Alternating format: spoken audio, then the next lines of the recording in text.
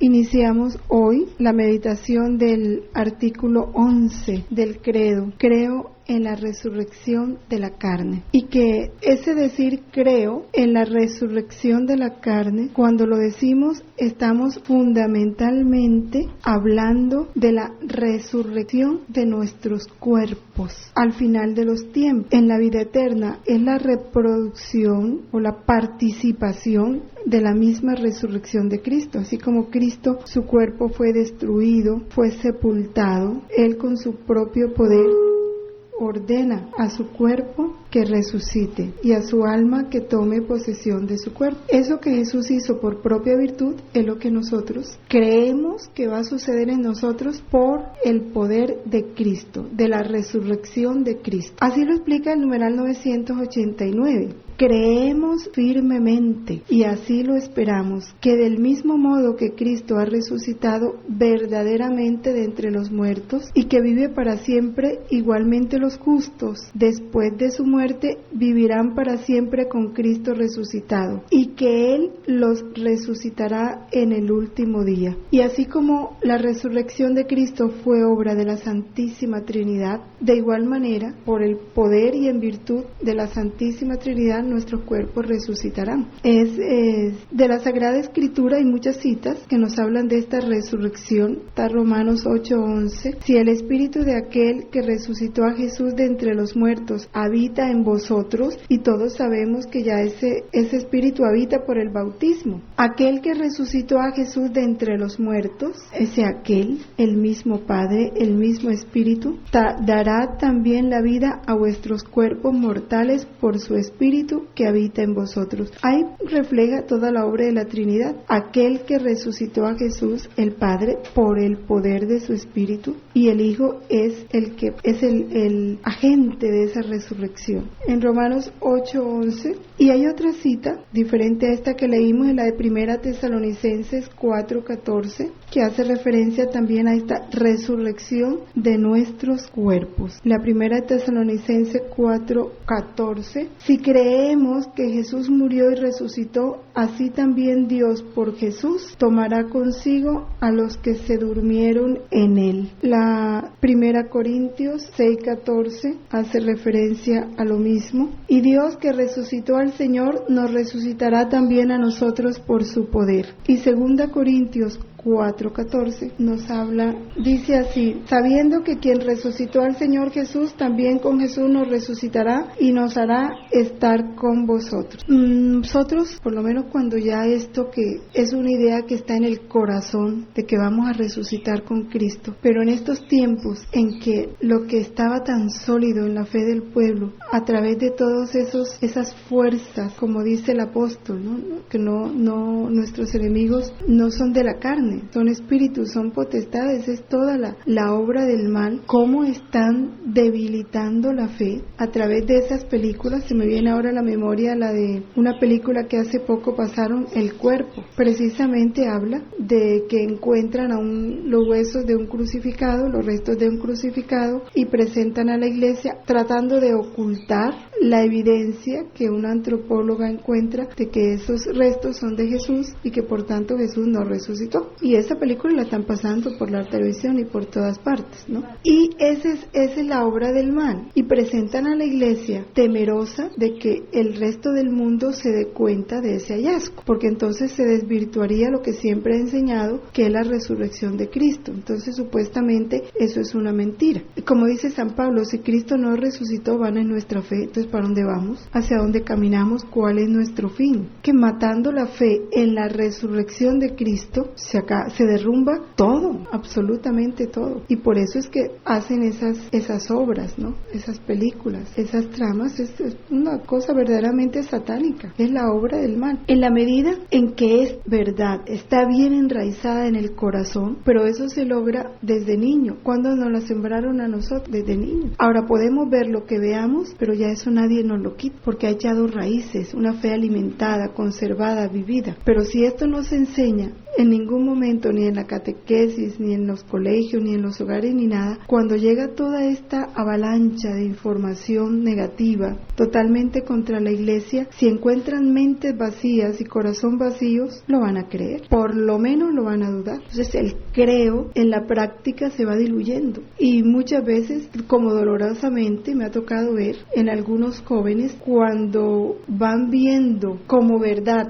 toda esta mentira, entonces ya no rezan el credo, porque no creen, es doloroso. El término carne, por eso dice, creo en la resurrección de la carne. ¿Qué significa ahí la carne? Esa parte material del hombre, ¿no? Que es el cuerpo, lo que se acaba, lo que se destruye, lo que pasa, esa condición de debilidad y de mortalidad. Y este numeral 990 nos insiste, ¿qué es lo que se quiere decir cuando hablo de la resurrección de la carne? Que después de la muerte no habrá solamente vida del alma inmortal, sino que también nuestros cuerpos mortales volverán a tener vida. Este cuerpo, cada uno con el cuerpo que Dios le asignó desde el momento en que fuimos concebidos. De aquí brota lo sagrado del cuerpo, porque este cuerpo va a ser glorificado, como fue glorificado el cuerpo de Cristo. Va a ser un cuerpo lleno de luz. Creer en esa resurrección ha sido desde sus comienzos un elemento esencial de la fe. Es la esperanza de los cristianos, por eso digo, ¿qué tal que eso se quite? Entonces la gente vive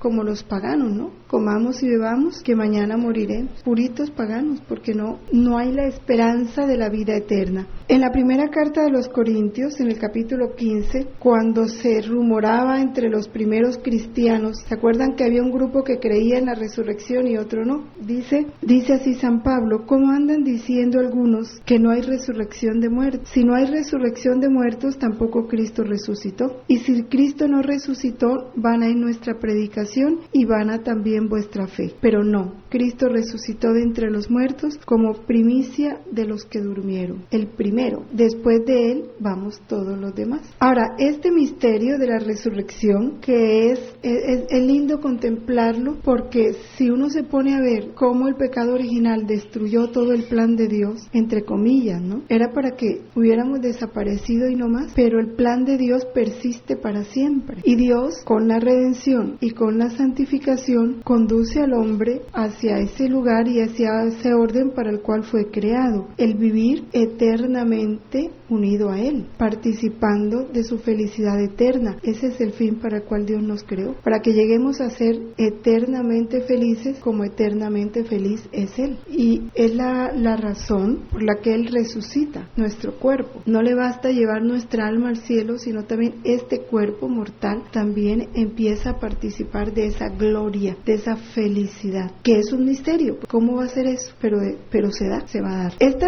misterio de la resurrección no se dio a conocer al pueblo de una vez, sino de una manera progresiva. Dios la fue manifestando a su pueblo de una manera progresiva. ¿Cuándo se concibe la idea de ese Dios creador del hombre, y que le da al hombre cuerpo y alma? Porque Dios no podía crear al hombre cuerpo y alma para luego dejar al cuerpo y llevarse al alma, porque todos sabemos que el hombre, cuerpo y alma, es una unidad perfectísima. No es que aquí esté el cuerpo y aquí está el alma. ¿Qué hace el alma en el hombre sin el cuerpo? Nada. Hay una unidad perfecta. Igual el cuerpo sin el alma no tiene vida, y el alma sin el cuerpo no puede manifestarse, porque el cuerpo es como ese vehículo a través del cual el alma se expande, se comunica, se manifiesta, realiza todas sus operaciones. Entonces es una unidad perfecta. El rey del mundo, la segunda de Macabeos, el Daniel, nos hablan de esto. A nosotros que morimos por sus leyes, nos resucitará a una vida eterna. Ya desde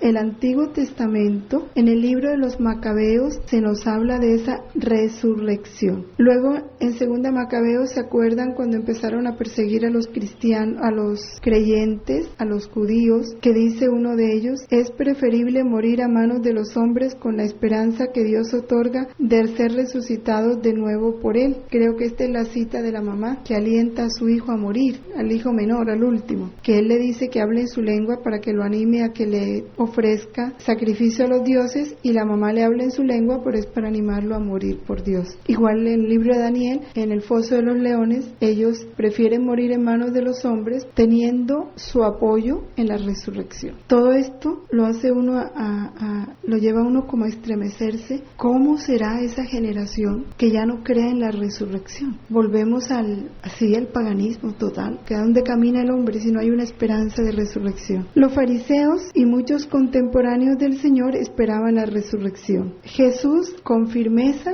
nos enseña ya de una manera plena esta verdad cuando dice: vosotros no conocéis ni las Escrituras ni el poder de Dios, vosotros estáis en el error. Se lo dice a los saduceos que niegan la resurrección. Vamos a ver el contexto de Marcos 12:24 para que lo recordemos un momentico. Los saduceos le preguntan que si el hermano muere y entonces no ha dejado hijos, que si entonces el otro se casa con la mujer, ya recuerdan todo eso, ¿no? Y le preguntan que de quién va a ser la mujer al final. Entonces él le dice: cuando resuciten de entre los muertos, ni se casarán, ni serán dadas en matrimonio, sino que serán como ángeles en los cielos. Por lo que toca a la resurrección de los muertos, ¿no habéis leído en el libro de Moisés, en lo de la zarza, cómo habló Dios diciendo: yo soy el Dios de Abraham y el Dios de Isaac y el Dios de Jacob? No es Dios de muertos, sino de vivos. Muy errados andáis. También une la resurrección a su propia persona, porque eso forma parte de esta verdad. La resurrección nuestra se da gracias a la resurrección de Jesús. Si Cristo no hubiera resucitado, no hubiera triunfado sobre la muerte, nosotros tampoco íbamos a resucitar. Y Él dice: yo soy la resurrección y la vida. No dijo: yo les doy la resurrección, ni yo los voy a resucitar. No, yo soy la resurrección y la vida. Es en Cristo que nosotros resucitamos. Por Cristo, con Cristo y en Cristo nosotros resucitamos. Y es Cristo el que nos resucitará a quienes hayan creído en Él. El que come mi carne y bebe mi sangre tendrá vida eterna, y yo le resucitaré en el último día, porque Él es la resurrección. En su vida pública, Jesús ofrece un signo de resurrección cuando devuelve la vida a algunos muertos. Con eso está anunciando su propia resurrección. De igual manera, cuando Él muere, sabemos todos que muchos muertos resucitaron. Fue un signo del poder de Jesús sobre la muerte, porque Él es la vida. En el volumen 1, capítulo 36, nos habla de esta unidad entre nuestra resurrección y la resurrección de Cristo. Dice: Jesús me ha hecho entender que la Santa Misa y la Santísima Eucaristía son la memoria perenne de su muerte y de su resurrección. Memoria perenne. Permanentemente en la Eucaristía se da la muerte y la resurrección, no solo en Cristo, en cada uno de nosotros, de los que participamos con Cristo en la Eucaristía, ese misterio pascual, y que por su medio le comunica no solamente a nuestra alma, sino también a nuestro cuerpo, el antídoto de una vida inmortal. No sé si esta verdad la hemos vivido de una manera consciente. Cada Eucaristía nos está dando ese antídoto de una vida inmortal. Señala nuestro cuerpo para la resurrección. Por eso dice: el que come mi carne y bebe mi sangre tiene vida eterna. Y se lo da a nuestro cuerpo, no solamente al alma, porque de pronto nosotros veníamos pensando en el alma, ¿verdad? La Eucaristía es el alimento del alma. La Eucaristía fortalece al alma. No solo al alma, al cuerpo y al alma, que pienso que es un aspecto que poco hemos contemplado,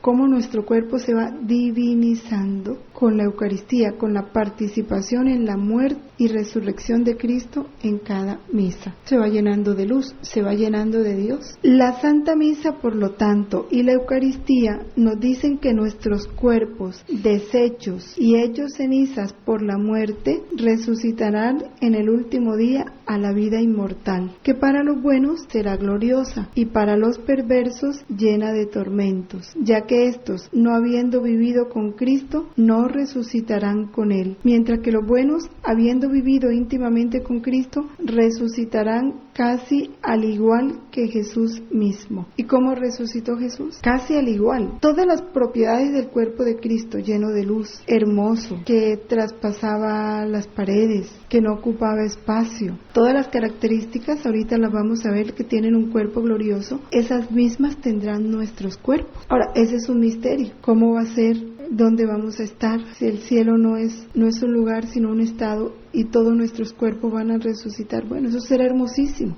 De lo único que tenemos que saber es que será hermosísimo. Nuestra mente ni se alcanzará a imaginar porque no alcanzamos a percibirlo, pero debe ser bellísimo. Esto también nos hace comprender más el misterio de la Asunción de la Santísima Virgen, porque lo que para nosotros es una esperanza, ya para María es una realidad. Ya ella está en cuerpo y en alma en el cielo. Continúa este volumen en otro de sus apartes diciendo, de este capítulo 36, que la Santa Misa nos hace considerar la vida, pasión y muerte de Jesús, a la cual le sigue su gloriosa resurrección, con la diferencia de que todo esto fue vivido por la humanidad de Cristo y se cumplió durante 33 años. Dice, así en el sacramento nos recuerda la resurrección de nuestros cuerpos a la gloria, ya que como Él, cesando su estado sacramental, se va a residir al seno de su Padre, todos sabemos que las especies sacramentales contienen a Jesús vivo y verdadero, hasta que se consuman, ¿cierto? Cuando ya se consumen las especies, ya Jesús se va nuevamente, desaparece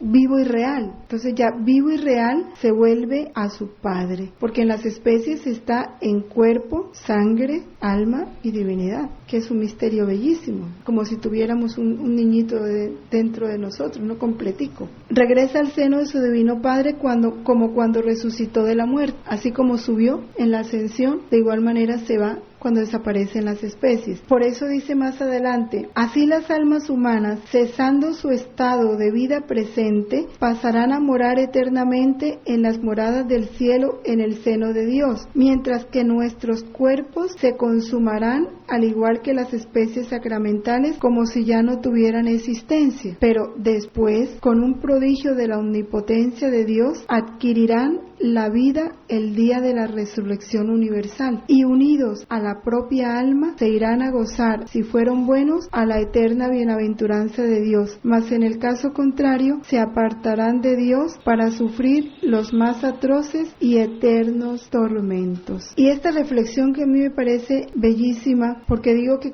si nosotros nos detuviéramos en eso, era para que no perdiéramos de estar unidos a la Eucaristía instante tras instante. No digo ir a misa al templo, es la unidad con ese Jesús de Eucaristía. Dice, si todo esto que se ha dicho es efecto maravilloso que emana como de una fuente purísima del santo sacrificio de la misa, ¿cómo es que los cristianos no se acostumbran a él para sacarle provecho? Cuánta negligencia, ¿verdad?, para valorar la Eucaristía. ¿Se puede tener cosa más saludable y confortante de parte de nuestro Dios para un corazón que ama? Pues que no solamente nutre el alma para hacerla digna del cielo, sino que le comunica al cuerpo aquella prerrogativa por la cual podrá a su tiempo gozar de los eternos placeres de su Dios. Los cuerpos unidos a las almas que tienen luz resplandeciente estarán eternamente con él. Bueno, habla entonces ya del juicio final, pero eso lo vamos a ver cuando veamos el juicio final, ¿no? Lo de las almas llenas de luz y las almas que no tienen luz. Sí, a ver, Judith. Es que el cremar es como cuando se descompone el cuerpo igual.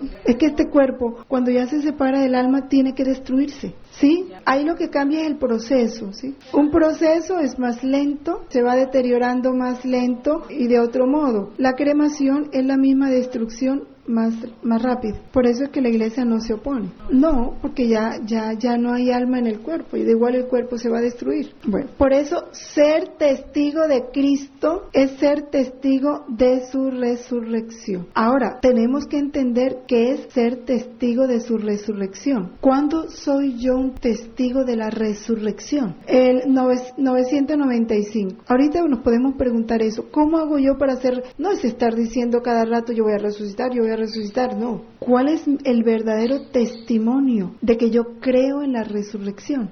¿Y cómo es esa vida? Una vida que camina hacia el cielo, una vida que desprecia lo terreno y le da el verdadero valor a las cosas espirituales. Por eso dice San Pablo, si habéis resucitado con Cristo, buscad las cosas de arriba, no las de la tierra. Una persona que está pegada a los bienes materiales, que vive como si nunca se fuera a morir, que pone toda su confianza o su esperanza en lo que perece, en lo que se acaba, en lo que no tiene valor para la eternidad, no es un testigo de la resurrección. Que le tiene miedo a la muerte, igual, no es testigo de la resurrección, no puede serlo. El mayor deseo de nosotros es unirnos, definitivamente, dejar todo lo que todos los velos que nos están encubriendo esa belleza, esa felicidad que Dios quiere comunicarnos. Por eso uno dice, creo en la resurrección de la carne, pero de verdad creo y me porto como verdadero creyente de esa resurrección, porque yo empezar a temblar cuando Dios me abre una ventanita de que ya me voy para el cielo, todavía me falta fuerza para decir creo en la resurrección de la carne, ¿cierto? Por eso dice Jesús en las alabanzas, bueno, ya cuando veamos la parte de la muerte lo veremos más. Entonces es eso, la esperanza cristiana en la resurrección, miren esto tan hermoso, está totalmente marcada por los encuentros con Cristo resucitado. Eso es lo que alimenta nuestra esperanza, la unión con un Dios vivo, no con un Dios lejano, sino ese Dios vivo que está dentro de mí, que habita en mí, que está tomando posesión de mí y yo de Él. Es el Dios vivo con el que hay una íntima unidad. Mientras no haya esa íntima unidad, no puede haber verdadera esperanza, no la puede haber. Es que vamos a lo práctico. Por eso dice el Señor, ese miedo de morir es una tontería. Significa que no me has conocido. No me has conocido.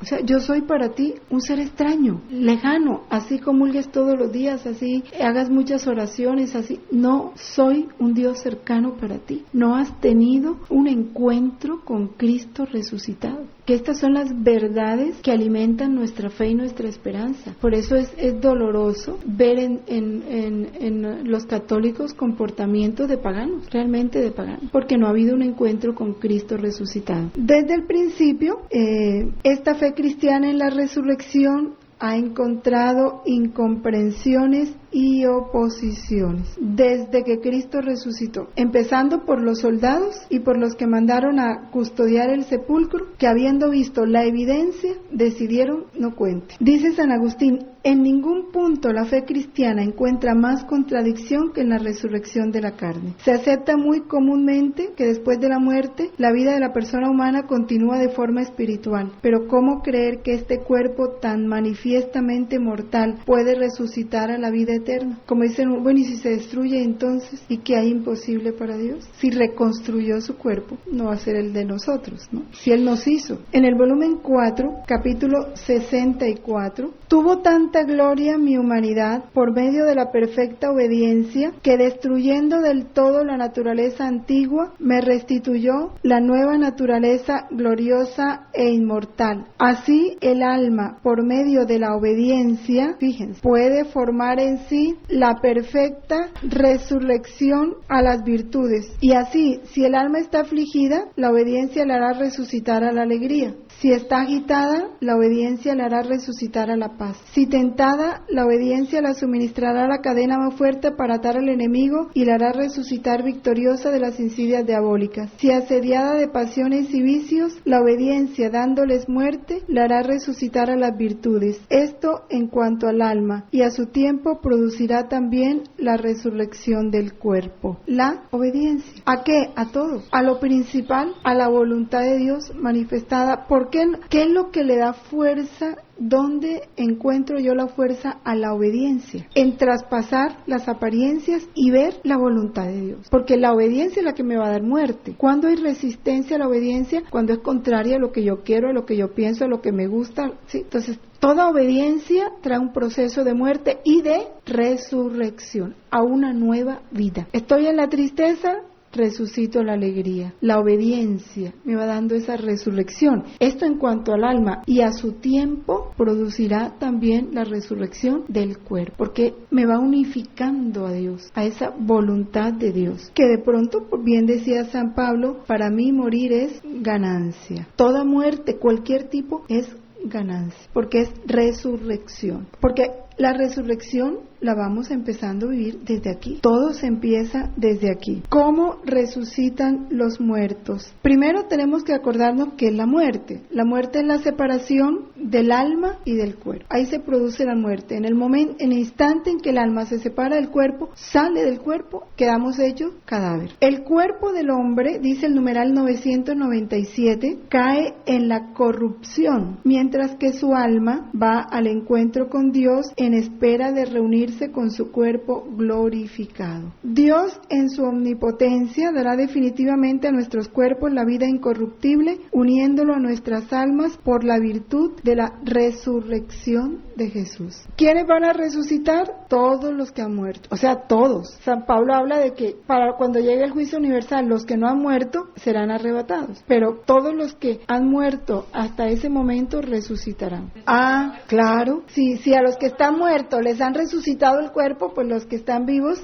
van en cuerpo y alma. Los que hayan hecho el bien resucitarán para la vida, y los que hayan hecho el mal para la condenación. Ya nos los habían dicho los volúmenes. Vamos a leer el numeral 1038. Dice, habla del juicio final. La resurrección de todos los muertos, de los justos y de los pecadores, precederá al juicio final. Será el momento en que estaremos reunidos todos. Esta será la hora en que todos los que estén en los sepulcros oirán su voz, y los que hayan hecho el bien resucitarán para la vida, y los que hayan hecho el mal para la condenación. Entonces Cristo vendrá en su gloria, acompañado de todos sus ángeles. Serán congregadas delante de él todas las naciones. Él separará a los unos y a los otros, como el pastor separa las ovejas de las cabras. Unos irán al castigo eterno y los otros a la vida eterna. El libro de Daniel 12:2 nos dice, entonces se alzará Miguel, el gran príncipe, el defensor de los hijos de tu pueblo, y será un tiempo de angustia, tal como no lo hubo desde que existen las naciones hasta este día. Entonces se salvarán los que de tu pueblo estén escritos en el libro. La muchedumbre de los que duermen en el polvo de la tierra se despertarán, unos para eterna vida, otros para eterna vergüenza y confusión. Los sabios brillarán con el esplendor del firmamento, y los que enseñaron la justicia a la muchedumbre resplandecerán por siempre, eternamente como las estrellas. Está hablando ya del juicio final. Daniel capítulo 12, versículo 2. Ya nos contestaron la pregunta, ¿quiénes van a resucitar? Todos. Ahora, ¿cómo? Cristo resucitó con su propio cuerpo. Mirad mis manos y mis pies, soy yo mismo, cuando se le presenta a los discípulos. Pero él no volvió a una vida terrenal. Del mismo modo, en él todos resucitarán con su propio cuerpo que tienen ahora, solo que Dios nos los va a poner bien bonito. Pero este cuerpo será transfigurado en cuerpo de gloria, cuerpo espiritual, con las características de un cuerpo glorioso, con las propiedades que tuvo el cuerpo de Jesús, que traspasa la materia,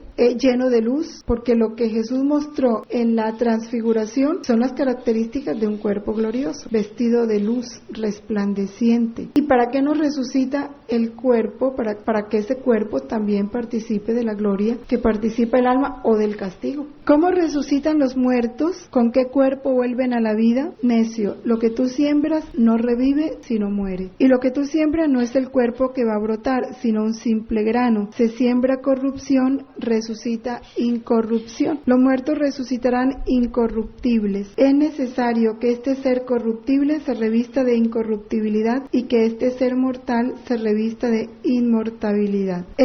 La epístola a los Filipenses, esta cita no está en el catecismo pero es muy importante. Capítulo 3, Filipenses 3:21. Dice, nuestra ciudadanía está en los cielos, de donde esperamos un Salvador, al Señor Jesucristo, que transformará nuestro humilde cuerpo conforme a su cuerpo glorioso, en virtud del poder que tiene para someter así todas las... Ahora, el cuerpo glorioso, Jesús comió con un cuerpo glorioso. Acuérdense cuando con ellos comió. Por eso todo lo que Tierna Amada habla no es tanto una ilusión. Toda esa gloria accidental que nuestros cuerpos van a participar en el cielo. El numeral 1000 nos adivina, ¿no? Todo lo que sucede en nuestra mente cuando leemos estas cosas. Dice, ¿cómo? ¿Cómo va a ser? Sobrepasa nuestra imaginación y nuestro entendimiento. No es accesible más que en la fe. Todo lo que nos imaginemos es nada de lo que va a ser, de bello, de glorioso, de lleno de felicidad, ¿no? Todo es inimaginable. Nuestra participación en la Eucaristía nos da ya un anticipo de la transfiguración de nuestro cuerpo por Cristo. ¿Y saben por qué? Acordándome ahora, lo ampliaremos cuando veamos lo que es el cielo, pero el volumen 36, cuando Luisa le pregunta a Jesús cómo es el cielo, que le dice que el cielo, en el cielo vamos a tener cada uno un Dios para nosotros, para cada uno, y no solo un Dios fuera, sino un Dios dentro, para podérnoslo gozar dentro y fuera de nosotros. Por eso la Eucaristía es una anticipación, porque ¿qué sucede en la misa? Tenemos un Dios fuera y un Dios dentro, un Dios que comulgamos aquí, pero que al mismo tiempo también está fuera de nosotros, y es un Dios para cada uno, porque dice él que si fuera un Dios para todos, no sería cielo, porque entonces uno estaría más cerquita y otro estaría más lejos. Por eso en el cielo nadie va a desear nada del otro, porque cada uno va a estar en la plenitud, gozando a su Dios en plenitud. No habrá ni un espacio que su amor y su felicidad no nos invada, porque para eso nos creó, para participarnos su bienaventuranza eterna. Así como el pan que viene de la tierra después de haber recibido la invocación de Dios ya no es pan ordinario sino Eucaristía, constituida por dos cosas, una terrena y otra celestial, así nuestros cuerpos que participan en la Eucaristía ya no son corruptibles, ya que tienen la esperanza de la resurrección. El numeral 1405 habla de esa Eucaristía como signo de esperanza, de esta gran esperanza, la de los cielos nuevos y la tierra nueva en los que habitará la justicia. No tenemos prenda más segura, signo más manifiesto que la Eucaristía. Cada vez que se celebra este misterio, se realiza la obra de nuestra redención. No es que la recordamos, es que se realiza. Y partimos un mismo pan, que es remedio de inmortalidad, antídoto para no morir, sino para vivir en Jesucristo para siempre. El elixir de la eterna vida, ¿no? Eso es la Eucaristía. ¿Cuándo vamos a resucitar? En el último día. En Juan 6:39 nos habla de ese último día, al fin del mundo. Vamos a ver a Juan 6:39, que ya Jesús nos dijo ese cuándo, que no lo sabemos. Dice Jesús: esta es la voluntad del que me envió, que yo no pierda nada de lo que me ha dado, sino que lo resucite en el último día. Esta es la voluntad de mi Padre, que todo el que vea al Hijo y crea en Él tenga la vida eterna, y yo lo resucitaré en el último día. Entonces ellos murmuraban y decían, murmuraban de él los judíos, porque había dicho, yo soy el pan que bajó del cielo. Más adelante dice, no murmuréis, nadie puede venir a mí si el Padre que me ha enviado no le atrae, yo le resucitaré en el último día. Y serán todos enseñados de Dios. Todo el que oye a mi Padre y recibe su enseñanza viene a mí. No que alguno haya visto al Padre, sino solo que el que está en Dios, ese ha visto al Padre. Primera Tesalonicenses 4:16, sobre cuándo vamos a resucitar, dice, el Señor mismo, a la orden dada por la voz de un arcángel y por la trompeta de Dios, bajará del cielo, y los que murieron en Cristo resucitarán en primer lugar. O sea, los que están en el cielo. Vamos a leer el numeral 1038. Bueno, ya lo leímos, es el mismo juicio final. Nosotros ya hemos resucitado con Cristo. O sea, la resurrección es, al mismo tiempo que una esperanza, es una realidad, es una posesión. Ya resucitamos con Cristo. ¿Cuándo? ¿Cuándo resucitamos con Cristo? En nuestro bautismo. Gracias al Espíritu Santo, la vida cristiana en la tierra es desde ahora una participación en la muerte y en la resurrección de Cristo, sepultados con Él en el bautismo. Por eso es que el bautismo tiene inmersión. La inmersión en el agua es sepultarnos con Cristo y resurgimos con Cristo. Con Él también habéis resucitado por la fe en la acción de Dios que le resucitó de entre los muertos. Si habéis resucitado con Cristo, buscad las cosas de arriba, donde está Cristo sentado a la diestra de Dios. Por el bautismo. En el bautismo, es que ¿quién llega al bautismo? Un muerto. El que llega a pedir el bautismo es un muerto, porque pertenece al bando de Satanás. No posee la vida. La persona que no está bautizada no posee la vida, es un muerto. Entonces, cuando pide el bautismo, empieza a participar de la vida de Cristo. Resucita en Cristo. El bautismo nos resucita en Cristo y nos da la vida de Cristo y nos mete en Cristo. Esta vida permanece escondida con Cristo en Dios. Que es, para mí esta verdad es fuerte, porque ahí entendemos todo lo que es vivir en la voluntad de Dios. Vivir en la voluntad de Dios es vivir escondidos con Cristo en Dios, es desaparecer en Cristo, porque ya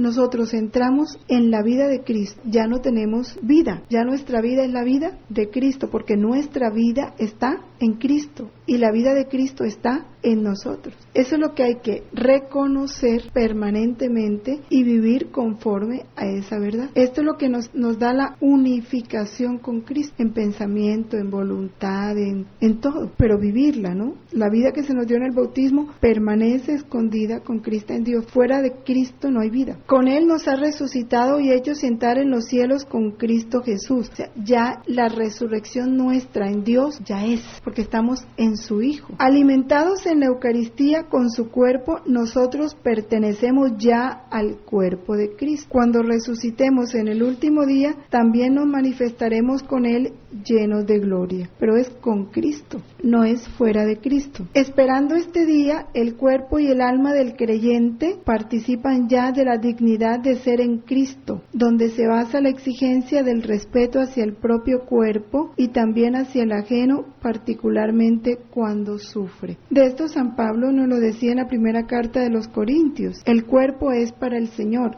y el Señor para el cuerpo. Pero qué distante está hoy, ¿no?, para vivirse esto, porque el cuerpo, ¿para quién es hoy en día? Para el placer, para el mundo, para la vanidad, no es para Dios. El cuerpo tiene que ser para Dios, o sea, todo nuestro cuerpo, nuestros ojos solo para ver a Dios, nuestros oídos solo para escuchar a Dios, nuestros pasos solo para encaminarse hacia Dios y buscar solo lo que agrada a Dios. Todo nuestro cuerpo tiene que estar consagrado a Dios. Dios, que resucitó al Señor, nos resucitará también a nosotros mediante su poder. ¿No sabéis que nuestros cuerpos son miembros de Cristo? No os pertenecéis, no os pertenecéis. Glorificad por tanto a Dios en vuestro cuerpo. Si no nos pertenecemos, no puede hacer Dios con nuestro cuerpo lo que quiera, es de Él. Engordarlo, enflaquecerlo, destruirlo, acelerarlo o inmovilizarlo, puede hacer con Él lo que quiera. Si nosotros de verdad meditáramos esto, ¿verdad?, ¿cómo cambiaría los meros católicos? Si los meros católicos viviéramos estas verdades, seríamos una fuerza para el mundo tremendo. No, los diseñadores no podrían hacer, ¿sí?, toda esa cantidad